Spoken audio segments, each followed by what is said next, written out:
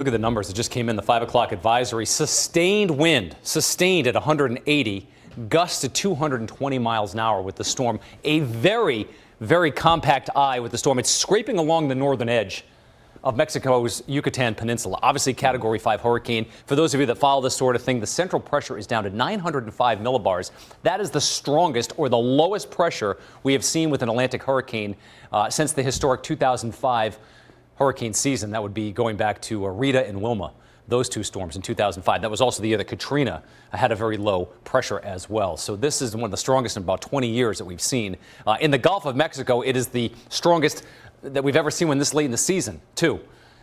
Amazing. 675 miles southwest of Tampa, Florida. The storm is not expected to make a direct landfall, but certainly scrape along the Yucatan coast overnight. It is expected to make landfall near or right on top of Tampa, Florida, very late Wednesday night or early Thursday morning around 2 o'clock in the morning. A couple of things to keep note of here. Do not focus on it's going to weaken to a Cat 3. That's no big deal because the wall of water, the storm surge, is already set in motion with this storm, and that will be pushed toward the west coast. That was a classic mistake that a lot of folks, thought of going back to that 2005 hurricane season when you had major Cat 5 storms weakening to Cat 3.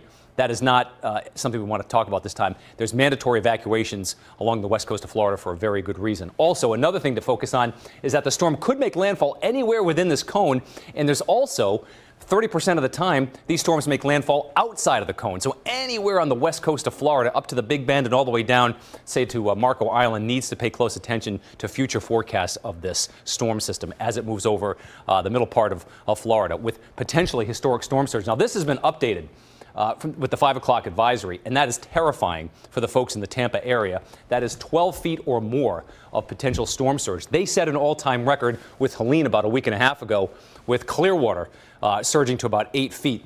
So this could be even 3-4 feet higher than what they saw with the surge from Helene, Patrice, and Dan. So that is not good news. But notice the surge all the way from Naples up to Crystal River could be on the historic side here on the west coast of Florida.